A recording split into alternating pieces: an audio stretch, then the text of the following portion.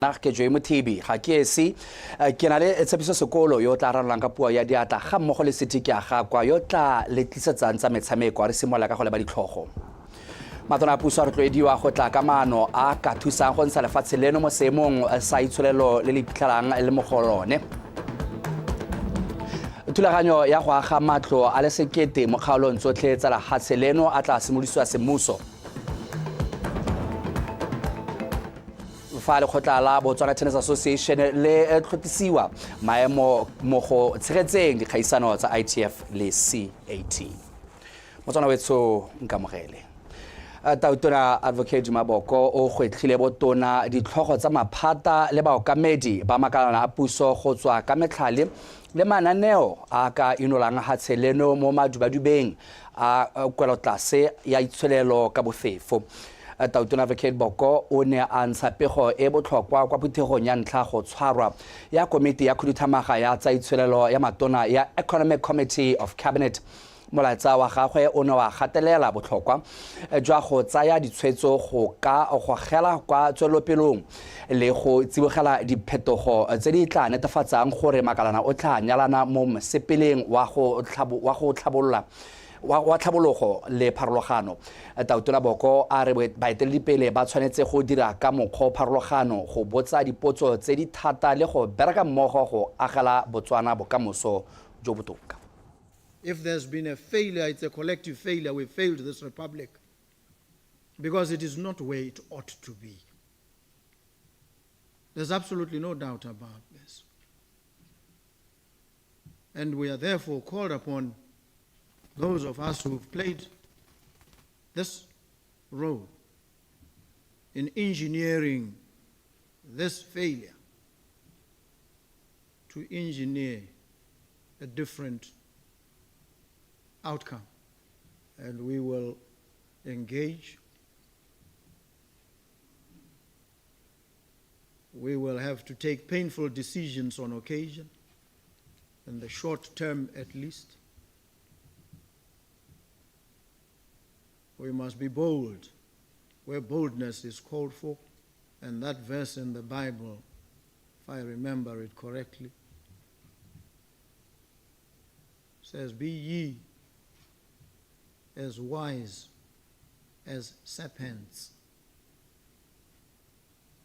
but as harmless as doves." Tough mind, tender heart. That's what we all must have. And so we will engage very robustly, as I expect, very honestly on these matters. Pego e tswang kwa ofising ya Tautona tlhalosa fa Tautona Advocate Maboko a tla tsa leeto la tiro go ya kwa Luanda Angola kgwedi eno e le 2022 go tsana phuthego ya tsa kgwebo gareng ga lefatshe la America le mafatshe a Africa kgotsa US Africa Business Summit. Tautona o solofetswe go boela mono kgwedi eno e le malatsi a 24. Tona wa lephata la metsi le bonno re o nnetse Ramogapi a re lephata leo le tla simola go aga matlo a le sekete mo kgaolong le nngwe. Tona Ramogapi o boletse fa matlo ao a tlabo e le ka morengwe go ya go tse tharo. Ramogapi o na bua se jaaka ana buisa ba bega dikgang ka lenaneo la bonno a re utlwa ke o lebogile ra dipotsane ka ona le ku ka lenaneo le lephata la bonno le metsi le ikela go aga matlo a le dikete tse lekgolo go simolola ngwaga ono go ema ka 2028 e le tsela nngwe ya go thusa batho ba ba amogelang madi a kwa tlase matwa a tla agiwa ka semente jaaka tlwaelo le ka didirisiwa tsa kago tse di na le seabe mo tshomareleng tikologo. 200,000 ya ha re dira ditiro tsa teng di a gonna more than 500,000 jobs within 2 years. Ditiro tse ya go tsenya ditiro tse le gore apart from bricklaying, apart from plastering, apart from carpentry, apart from electrical, apart from plumbing, go na le ditiro tsa bo human resource, go na le ditiro tsa di accountant, go na le ditiro tsa bo she officers. There are so many jobs and value chain, including ba ba dirang ditena. Ka go ya matwa e tla tshwaragala ke puso le babeeletsi ba ba ikemetseng. Re nela investor lehatsi for free. Lehatsi ke le ka gore rona ga rena madiri le puso mme ga re go neela lefatshe jaana wena o dira jang wena o le investora o ta ka madi a gago o bo aga mo lefatsheng ga o sa nna o aga mo lefatsheng o rekisa ntlo ya gago ye mme ga o rekisa ntlo ene ya gago ye o dira jang o ja seng wena o tsaya profit re go hile lefatshe mme lefatshe le ga rago le ga o le investora re go le adimile ka mo go teng ke lease to develop yaanong yo le rekang yo go teng ke the end user o tshwanela ke gore yaanong e be go nna le discount nyetso wa itshireletso mo ditirelong tsa maranyane ko bana le seabeng ba ba mo mogameng o ikalelang go tlhomamisa gore go na le tshireletsego mo tirisong ya maranyane re tshere o rotse se mo nagaborone ko thutapuisanong le bana le seabe neng e tlhodumela go tla ka megopolo ya go nonotsha molao kakanyetso o a re utlwe Mojadi Mokibelo. Kgorolo ya semmuso molao kakanyetso o ba itshireletso mo ditirelong tsa maranyane ko bana le seabeng ba ba mo mogameng o go ta jaana morago hela gore puso e role semmuso molao kakanyetso ya ditirelo tsa maranyane mo bošweng o ikaelelang go nonotsha go tsamaisa le go ema nokeng ditirelo tsa maranyane. Tona Tshere o supile ga molao kakanyetso wa itshireletso mo ditirelong tsa maranyane o ta ka nako e maleba e le gatsela botswana le mo loeto la go hetogela mo tirisong ya maranyane mme go le botlhokwa go ba itshireletso ko pele. We are privileged to have with you to have you today to participate in this workshop and respect all the voices that will come in this discussion as we build the cyber security and your expertise. Re lebogela seabe sa lona mo go beteng molao kakanyetso o re tshwanetse re gakologela gore itshireletso mo tirisong ya ditirelo tsa maranyane ke maikarabelo a rona rotlhe re le setšhaba. And last but not least, let us remember that cybersecurity is not only a technical or legal issue. It is a shared responsibility, and together, through one dialogue and informed action, we can contribute to the safety and more secure digital future. Molao kakanyetso o opetse le go fika jaana lefatshe le inaakantse le go itepatepanya le dinako tsa segompieno tsa tiriso ya maranyane. Ke dumela gore this is the step in the right direction, especially re tshelela mo nakong e leng gore security is a big issue, the whole world, Botswana not being an exception. So itshireletso go itlhokomela mo maranyaneng le gone hela go dirisa maranyane ka botlalo ke tshwanedi ya gore this bill should be reviewed and If you are sitting here and you are recording some, re tshwanetse ra seka mo go tseneletseng tsetana ya bolelesome mo molao kakanyetsong o jaaka re kopane go seka re le bana le seabe. The extent to which it covers interception. Go arogana dikitso teba le molao kakanyetso o gareng ga puso le bana le seabe go ba naela serala sa go buisana mo go tseneletseng teba le go beta molao kakanyetso o pele o ka bewa pele ga palamente mo kgweding e tang. Mojadi Mokibelo, Botswana Television, Gaborone. Go rarabolla bothata ja itsholelo e ko tlase ya tsheleno mokamedi wa banka Botswana Re Cornelius Dikop o boletse fa komiti ya monetary policy ene ya tsa dikgato di le mmalwa mo go tsone ile ya go dirisa selekanyo sa madi sa 1.9%. Re Dikop a re go tswelela ba tshegeditse selekanyo seo sa tlhwatlhwa ke go kgothatsa dibanka go adimisa madi mo selekanyong seo kgotsa go fokotsa merokotso mo mading a di adimisang bareki ka ba dimela fa seo se tla dira gore bareki ba tswelele ba adime madi le go tsweledisa tiro tsa bone. A utlwepego e tletseng ka tsholofelo Tombale. Seemo se se bokoa sa itsholelo se se bakilweng ke go fokotsega ga theko ya ditaemane go ne ga dira gore go nne le mathata a madi mo dibankeng mme tsa tsaya tshwetso ya go oketsa dipoelo tsa kadimiso ya madi e le tsela nngwe ya go leka go fokotsa go adimisa madi mo seemong se go leka go emisa koketsego ya ditlhwatlhwa le morokotso. Banka ya Botswana ka Committee ya Monetary Policy Committee e tsere tshwetso ya go tlogela selekanyo sa madi sa monetary policy rate go nna 1.9%. Ba leka go rotloetsa dibanka go fetola tsela e ba e tsereng le go sireletsa mathata a ka nnang teng mo itsholelong tateng ya phoketsego ya tiriso ya madi ke bareki. The MPC decided as follows: to maintain the monetary policy rate at 1.9%, committee ya monetary policy committee e tlhophile go tlogela le go boloka selekanyo sa madi monetary policy rate fa go 1.9%. Dithekiso tsa makwalo a supetsang gore banka ya Botswana e tsa dimadi mo dibankeng tsa malatsi a le supa le dikadimo tse dingwe tse gareng ga BOB le dibanka di tla dirwa ka monetary policy rate ya 1.9%. The maturity period will be increased from 7 days for up to 1 month for 30 days to ensure adequacy of short-term liquidity. Kgang e nngwe e ka itumedisang badibareki ke gore banka ya Botswana ya re solofetsa gore ditlhwatlhwa di tswelele di le kwa tlase. The decrease in inflation between April and May 2025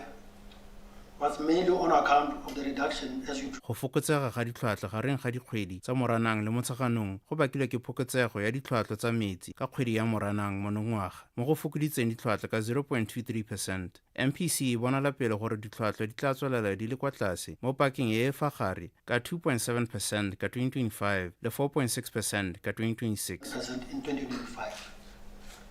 and 4.6% in 2026. Le fa go ntse jalo banka e kgolo e ne ya tlhagisa gore go na le kotsi ya gore ditlhwatlhwa di ka tlhatlhoga go feta ka fa go neng go lebeletswe ka teng fa ditlhwatlhwa tsa dithoto go tswa mafatshe a sele di ka tlhatlhoga go feta ka fa go lebeletsweng ka teng. Gone jaanong ba re seo se ka diragala ka jaana go setse go na le ntwa ya Israel le Iran e ka tsholetsang ditlhwatlhwa tsa lookwane. Tsholofelo Tombale, BTV News, Gaborone.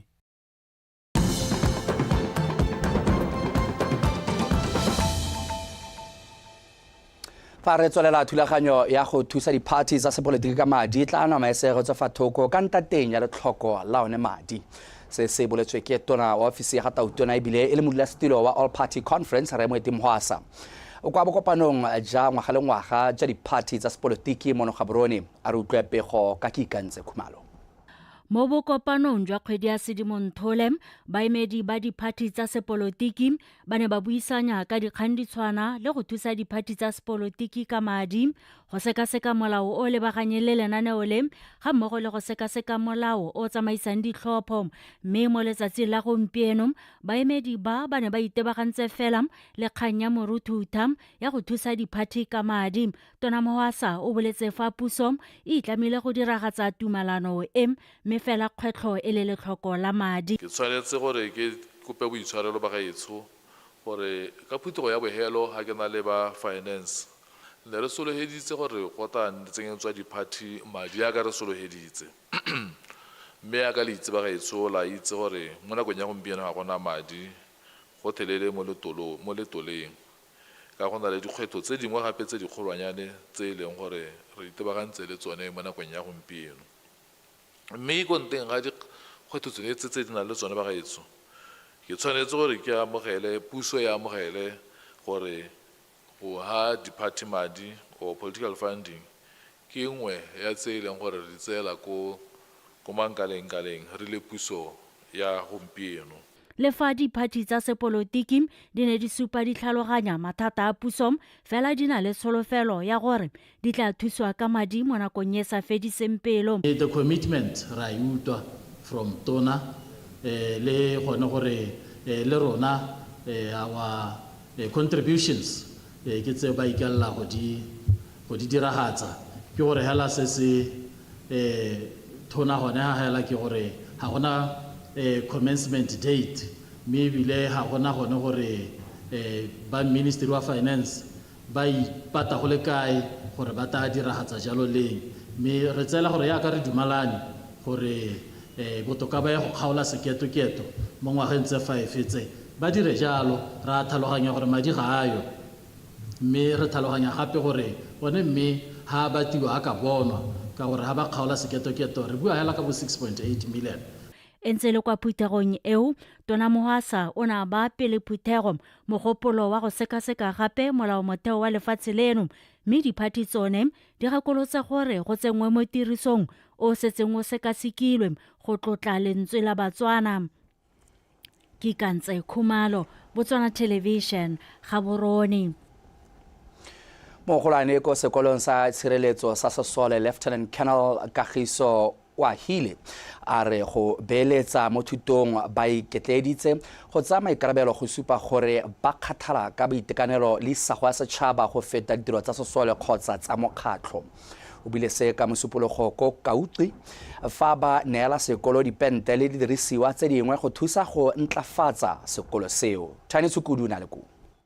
Sekolo se segolwane sa Goa se se mo motseng wa Kautri se butse dikgoro ka ngwaga wa 2010 mme mo nakong ya gompieno matlwana a borutelo ga se tlhola a kgatlhisa. Mo godimo ga mo letlhoko la didirisiwa jaaka ditafole le ditilo le lone le kwa godimo selo se sekolo sa Defence Command and Staff College ba neng ba itshwaraganya le khamphane ya Dulux Botswana go ithaopela go tlhabolola boleng jwa matlwana a borutelo. Nna ra dikolo ga ya la re kopa dithuso ka tsela ntse nyalo ke gone mo lengwe tse tseno gore bona re leha. So maikelo a rona ke go leka gone go tokahatsa seemo seo sa safety le ka hatebegong ya ditlase gore le wena gore ha o ntse ko hosteleng kwa le ngwana a sekwele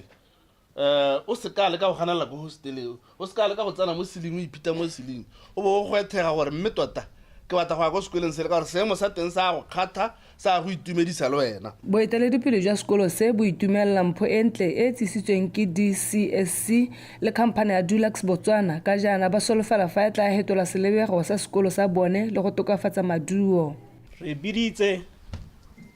re rapetse mme re arabilwe karabo ya rona ke Lieutenant wa Hile le Lieutenant Colonel Kubi le Re Frederick solofela ke gore go bohelong jwa tiro e re ta borena le sekolo se se raitiwang ke mongwe le mongwe le bana ba ba ratang sekolo ba ta tsena sekolo ka tshosologo ba sena di-trauma dipe le lona bana jaaka go sa tswa go buiwa sekolo se se ha dingwaga so go tsala le over 100 years to come from here onwards again so ya no ga re nna re se senya ga ka ke sa nna mo selibego se se kgatang kana se le gore sa thokega gore thuto e ka direlwa mo go sone. Sekolo sa itshireletso sa sesole sa Botswana le khamphane ya Dulux Botswana ba lebogile bandi ba Kautri ba ka nna 30 ba ba ithaopileng go penta le go baakanya mabati e le tsela ya go babela dikitso tse le bone ba ka itshetsang ka tsone mo isagong. Thaini Tshukudu, BTV News, Kautri.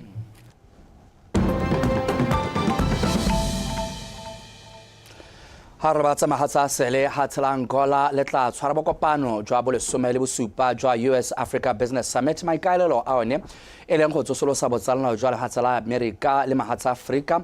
jo boneng jwa bewa mo kgatelelong ke makgetho a papadisano a neng a bewa ke tautona wa America Donald Trump le go tshosetsa go emisa molao wa Africa Growth and Opportunity Act kgotsa AGOA.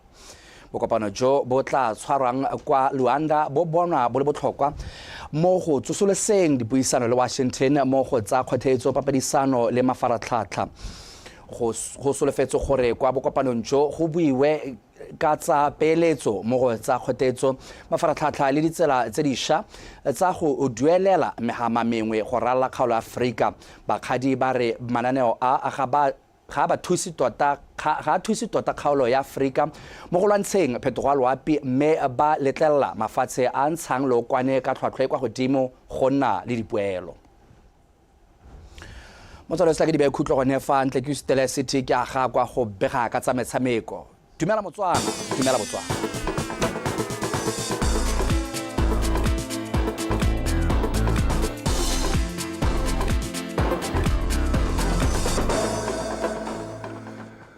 Ke go leboge morarre jo mo TV ka dikgang tseo di rileng ka matlametlo ke a dibela Batswana ba amogetse le madumi a gago mme a re tsene ka tlhamallo mo go tsa metshameko ke bidio hela go te city ke a ga kwa re dulagantse ka tsela ntseng jana le khotla la Botswana Tennis Association le tlhatlositswe maemo go mo go tshegetseng dikgaisano tsa ITF-CAT ke le khotla le tsamaisang merero ya motshameko mo Africa la Confederation of African Tennis go tswa kwa go grade 3 go ya go tsena mo grade 2 le grade 1 ka tatelano eo ya sekale sa go tshegetsa metshameko ya ITF-CAT 14 and under circuit se tla moraga gore le khotla la Botswana Tennis Association le ntse le mo maemong a grade 3 le tshegetsa dikgaisano tsa ITF-CAT 14 and under circuit ka katlego mo ngwageng o hitileng go tswelela le tshegeditse maemo a grade 1 mo sekaleng sa dikgaisano tsa ITF-CAT kgotsa le nne le sebaka sa go tlhatlosetswa kwa pele le khotla la BTA le tshwanelwa ke go tshegetsa kgaisano ya CAT ena le batshameki ba le barataro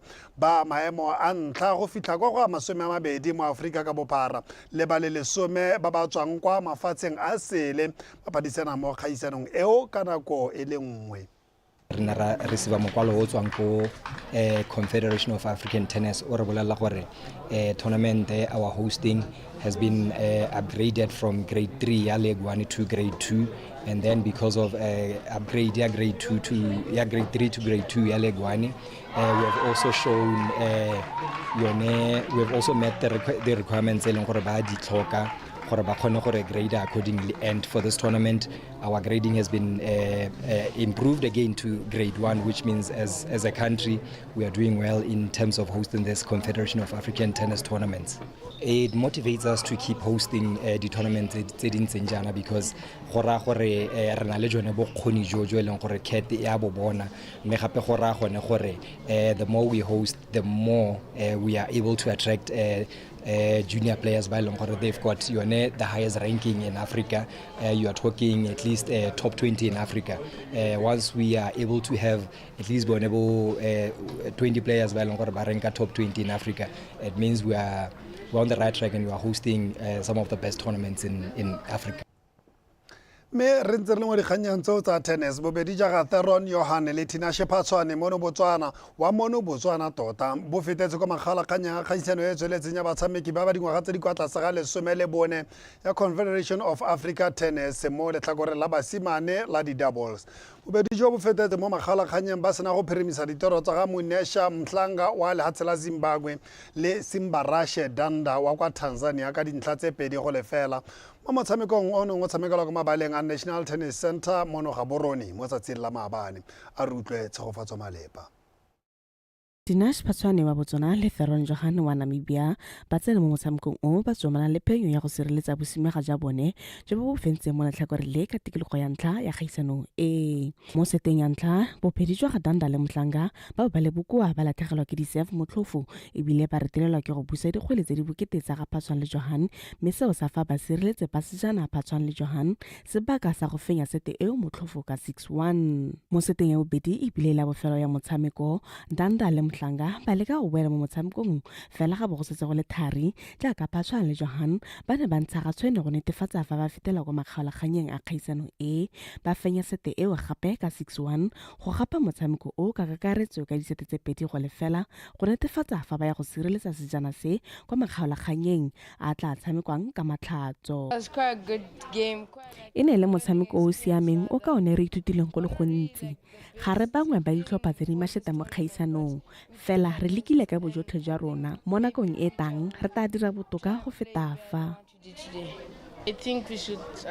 Ba re ka tsepama mo go ikatiseng mmogo le go dira maele a motshameko re ka dira botoka fela thata mo nakong e tlang. Re nnile le motshameko o neng o le thata mo seka makgaolakganyeng mme re kgonne go o fenya. Re solofela fa re tla tswela re ya go fenya le ko makgaolakganyeng. Ke solofela fa re tla ya go tshameka sentle re bo re fenya motshameko wa rona wa makgaolakgang.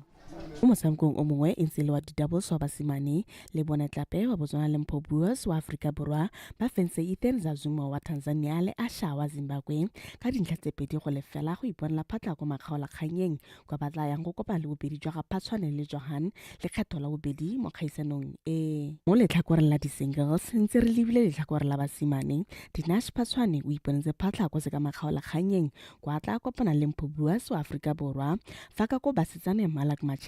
a tla ba mekamekana le Ruthondo Tom wa Zimbabwe mo motshamekong wa seka makgaolakgang. Tshegofatso malepa PTV Sport Gaborone. Me jaanong fa re wetsa dikgang tse morulaganyi wa kgaisano ya Clash of Legends Kana Koko a re lengwe la mabaka a gwetlhileng go tsaya tshwetso ya go tshegetsa kgaisano ya monongwaga kwa toropong ya Francistown go tswa mono Gaborone ke gore ba na le maikaelelo a go iphitlhelela ba kgona go tshegetsa kgaisano eo mo mafatsheng a ba phadisanang nao a tshwana le la Afrika Borwa. Koko tlhalositse se jaaka nana le puisano le lekana la dikgang la metshameko la Botswana Television mo tsatsing la maabane a re utlwe Pakwastereke.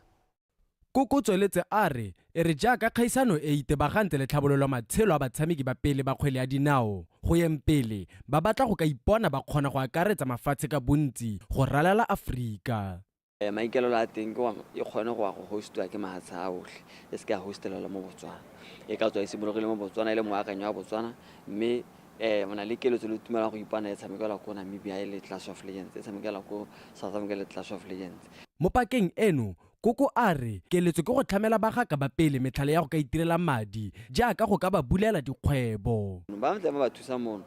ga ba batla go ba ha madi hela ba batla go motho a mpolela ke le hunter mna Clash of Legends nna ke le smamang ke la ke tlhokana le go simolla go lema dijalo hale mme ke tlhoka sele dijalo tsa me ke batla go di lema ka mosobedi ntemala sele and then we look at it e be mo lebalama mme gone maka mothusa mo bonyane ba mo boneng ko motshameko maka mothusa go yalla ga ka sa se batlang. Na Iril Gaisimolla was one of the beneficiaries and ke kope gore borre kuku ba nne ba tswellela ba thusa setšhaba mme go thusa setšhaba ga bone kana go mo go tona ke di-sponsorship and di-sponsorship go lebega di le butsana jaanong ka se se to ba paledisa maitamo a bone kana maikaelelo a bone anong ke re gongwe di-sponsora they must come on board to help bokoko gore bokoko ba ithelle maikaelelo a bone mo setšhabeng. Bašwa ba gompieno ka bane ba ntse ba utwa maina hela ba go lebelela gore bolo e tshamekiwa yang. Nna ke na le tumela gore ba santse ba na le sengwe go maotong batho ba tlong go tshameka tsone dipela tse dikgologolotse ba santse ba tshotse sengwenyana se se ka supetsang bašwa gore ba ne ba e tshameka yang. Gape le gakolo gore ka na bogologolo bo 2012 ya ko tlase kwa bolo ne e tshamekiwa ka passion o ne o sa bewa mo mading hela jaanong mo ka bone hela go supa banana ba go bona gore bolo e ne e tshamekiwa ka tsela e ntseng jang. E rile ntse kgaisano e setse ka maletsi fela sekae Koko supile fa theko ya ditekete santse sa letse kwa morago mme a go etla babogedi go ka tsholetsa dinao. Tekete ga di se di tsamaye mme ke a itse le bala le tlebeletse ka mahelo a beke so go na go emelwa hela go itlhele go nna la botlhano kana sa tamta ga maphakela go be go simolola go loa ditekete ta go lo mo mme mo le batswana ka tswetswe ke a kopa a mo go hetole ga se go mo go siameng ma sa tlhabologile ha o ka ya go metshamekong ya one ha o tsena wa go itlhela batho ba setse ba tletse ba ntse se go na le bo 20-30 minutes pele ga motshameko wa ka simologa. E tla re go simololeng ka la boraro go fitlha ka la botlhano ba Clash of Legends ba tshegetse ipapatso mo bathong go ralala madirelo ka go farologana kwa Francistown se le maiteko go ka tsholetsa theko ya ditekete. Pako Sterek, PTV Sport. Motravetso ya re modisa go tlotlomatswa ya ka sethakga e le setswerere ya boele ga dikgomo tsa gabo di le mo sakeng mebile di le mmogo ya metiro ya nako eno ke e dirile a monakonya gompieno ke lemoge ke be ke leboge morarre Tshepiso Sekolo yena na rela dikgang tse ka puo ya diatla ke a tšhema ke boela morago la ka moso letsatsi ke le lengwe Jemo TV o tla ba buile go tla go tsweledisa a ntse ga rela tirelo tsa tsatsi la gompieno tlhola sentle.